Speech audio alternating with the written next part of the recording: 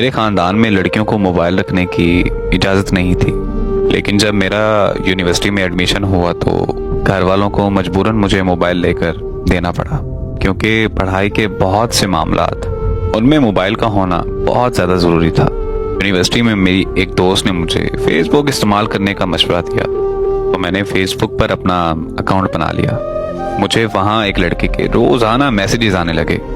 मैंने उसे काफ़ी दिनों तक इग्नोर किया, लेकिन फिर भी उसके मुसलसल मैसेजेस आते रहे और फिर एक दिन यूं हुआ कि मैं उससे बात करने लगी। बात करते करते हम बहुत अच्छे दोस्त बन गए। हम हर एक बात एक दूसरे से शेयर करते थे। वो लड़का मुझे बहुत अच्छा लगने लगा और इस तरह मुझे उससे बहुत ज़्यादा मोहब्बत भी हो गई। इससे पहले कि मैं उसे अपनी मोहब्बत का इजहार करती, वो अपने कज़न के साथ नारायण खगान घूमने चला गया। वहाँ सिग्नल्स का बहुत मसला था, इस वजह से हमारी बात बहुत ज़्यादा कम होने लगी और वैसे भी मैं उससे मिलकर अपने प्यार का इजहार करना चाहती थी। इसीलिए मैं उसकी वापसी का बड़ी ही शिद्दत से इंतज़ार करने लगी। उसने वापस आते ही मुझे कॉल की और कहने लगा कि मुझे मेरी मामू की बेटी से बहुत ज़्यादा मोहब्बत हो गई है और ये बात मैं तुम्हें सबसे पहले बता रहा हूँ क्योंकि तुम मेरी सबसे अच्छी दोस्त हो।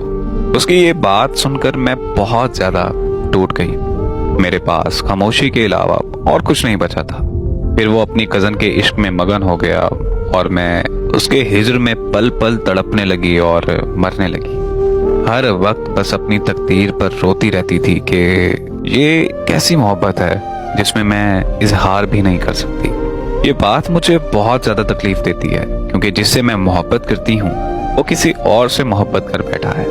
उसे भी मेरी तड़प का शदीद एहसास होने लगा था, क्योंकि वो मुझे अक्सर कहने लगा कि तुम पहले जैसी नहीं रही, तुम्हारे अंदर कोई दर्द है जो तुम मुझसे शेयर नहीं कर पा रही। मैं हंसकर बात टाल देती कि नहीं, ऐसा कुछ नहीं है, बस आजकल मेरी तबीयत ठीक नहीं रहती।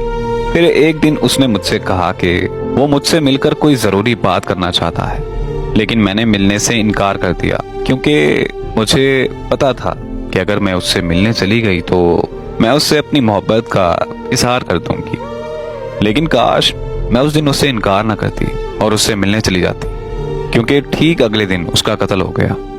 मुझे जब उसकी मौत की खबर मिली तो मेरे पैरों तले जमीन निकल गई। मुझे इतना गहरा सदमा मिला कि मैं कुछ दिनों तक अपने होशो हवास में ही नहीं आ सकी। उसको इस दुनिया से गए हुए 2 साल हो चुके हैं। आज भी मेरे दिमाग में एक ही बात चल रही है कि वो मुझसे क्या ज़रूरी बात करना चाहता था। क्या उसे भी मुझसे मोहब्बत हो गई थी या फिर वो मेरे चुप रहने पर मुझसे बात करना चाहता था। ये सोच सोच कर मेरा दिमाग फटने लगता है।